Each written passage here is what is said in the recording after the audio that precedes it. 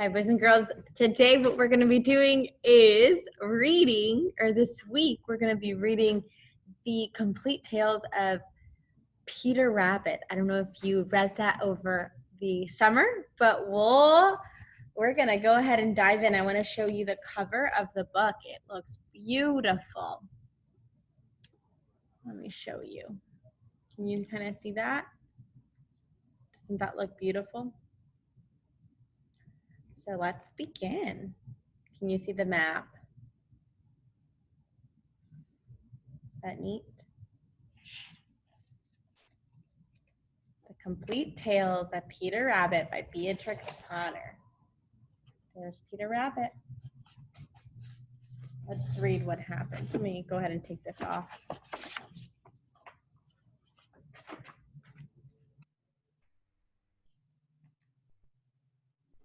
Table of contents. The Tale of Peter Rabbit.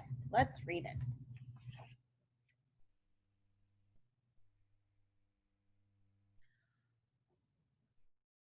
Once upon a time, there were 4 little rabbits, and their names were Flopsy, Mopsy, Cottontail, and Peter.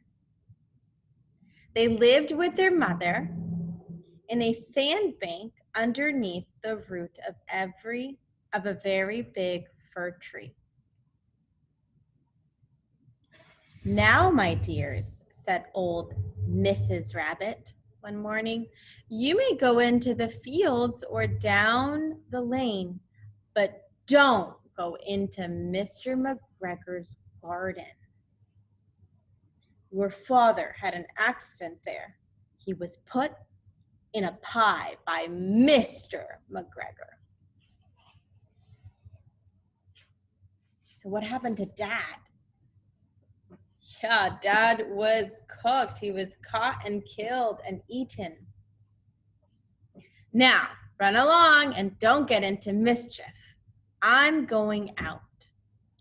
Then old Mrs. Rabbit took a basket of her umbrella and went through the wood to the baker's. She bought a loaf of brown bread and 5 currant buns. Flopsy, Mopsy, and Cottontail, who were good little bunnies, went down the lane to gather blackberries. There they are.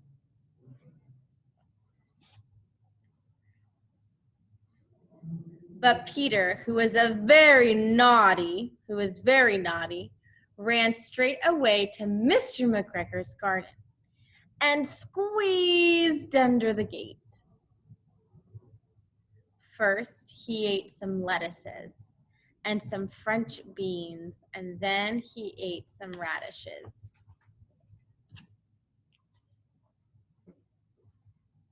And then, feeling rather sick, he went to look for some parsley. Why do you think Peter was feeling sick? Yeah, because he ate so much food. But around the end of the cucumber frame, whom should he meet but Mr. McGregor? Mr. McGregor was on his hands and knees planting out young cabbages, but he jumped up and ran after Peter, waving a rake and calling out, "Stop! Thief!" But Peter was most dreadfully frightened. He rushed all over the garden, for he had forgotten the way back to the gate. He lost one of his shoes among the cabbages. There's the shoe. And the other shoe amongst the potatoes.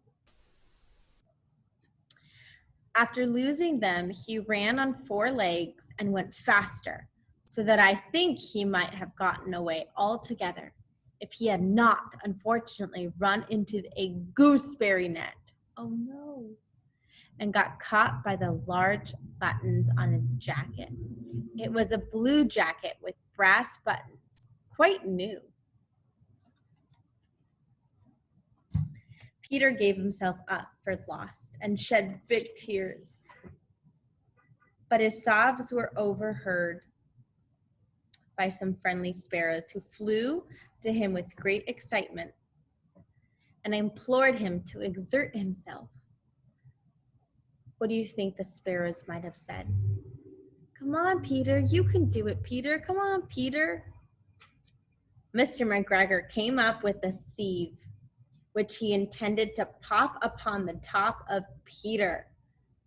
But Peter wriggled out just in time, leaving his jacket behind him, and rushed into the tool shed and jumped into a can. It would have been a beautiful thing to hide in it if it had not so much water in it. Mr. McGregor was quite sure that Peter was somewhere in the tool shed, perhaps hidden underneath a flower pot. He began to turn them over carefully, looking under each. Presently, Peter sneezed. Kerchoo! Mr. McGregor was after him in no time. He tried to put his foot upon Peter, who jumped out of the window, upsetting 3 plants. He broke them. The window was too small for Mr. McGregor, and he was tired of running after Peter. He went back to his work.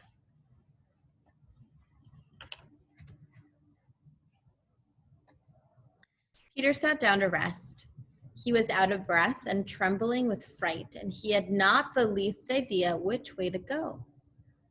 Also, he was very damp with sitting in that can. After a time, he began to wander about, going lippity-lippity, not too fast, and looking all around. He found a door in a wall, but it was locked, and there was no room for a fat little rabbit to squeeze underneath.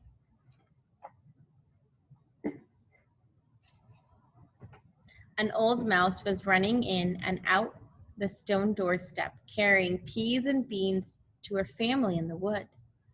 Peter asked her the way to the gate, but she had such a large pea in her mouth that she could not answer. She only shook her head at him.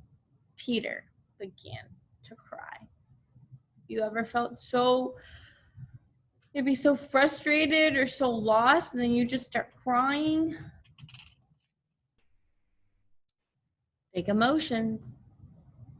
Then he tried to find his way straight across the garden, but he became more and more puzzled. Presently, he came to a pond where Mr. McGregor filled his water cans. A white cat was staring at some goldfish. She sat very, very still. But now, and then the tip of her tail twitched as if it were alive. Peter thought it best to go away without speaking to her. He had heard about cats from his cousin, little Benjamin Bunny.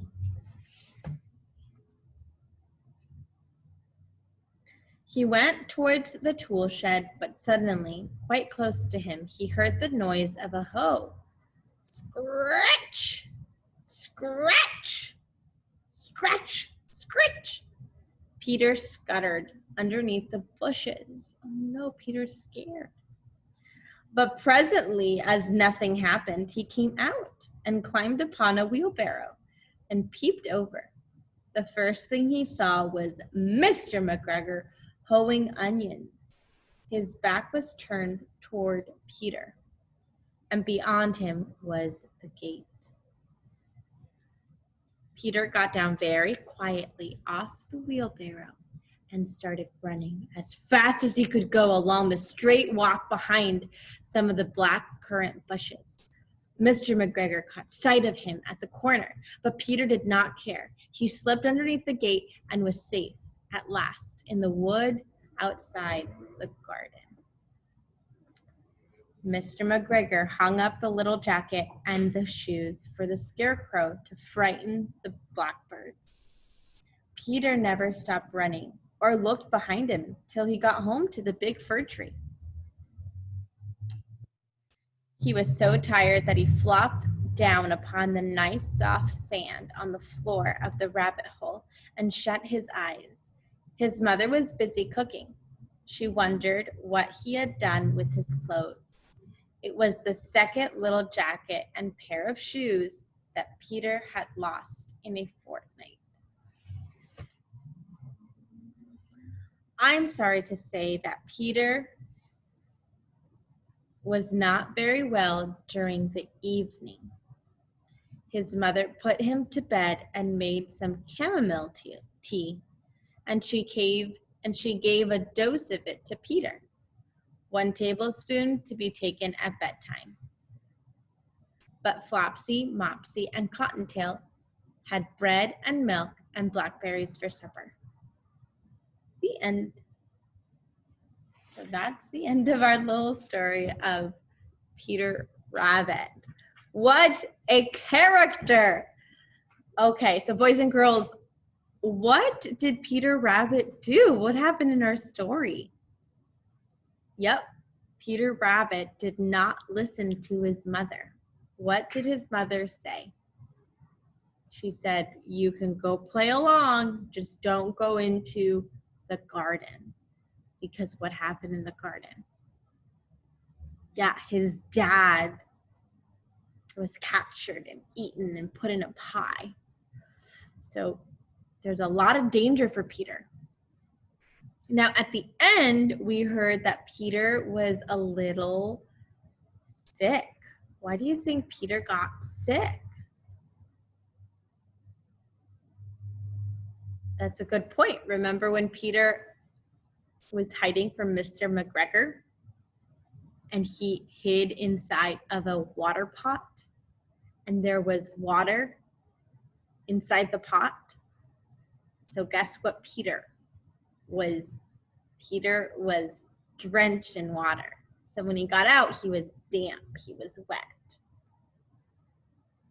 Has it ever been raining and have you ever gotten caught in the rain and you're just you're just wet, completely wet.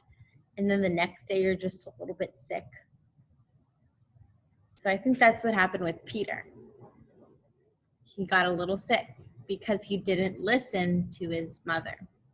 Now, boys and girls, do we have to listen to our parents? Yes. Yes, we do, right? God commands us in his commandments. He says, you shall honor your father and mother. So if mom says, don't go play over there, do you think it's because mom doesn't want you to have fun? No. Most of the time it's because mom or dad wants you to be safe, right? So what's a lesson that we can learn from Peter Rabbit today? That's right. A lesson that we can learn from Peter Rabbit today is to listen to our parents, right? They are wise. They know what's best for us, and they want what's best for us, right? So today, I encourage you to listen to your parents. If they say, don't go play over there, remember what happened to Peter Rabbit. Did he listen? No. But his brothers and sisters did listen, and were they okay at the end? Yes, they were. Okay, boys and girls, so I hope you enjoyed our story today. We'll read another story from our book tomorrow. Totus tuus, Maria.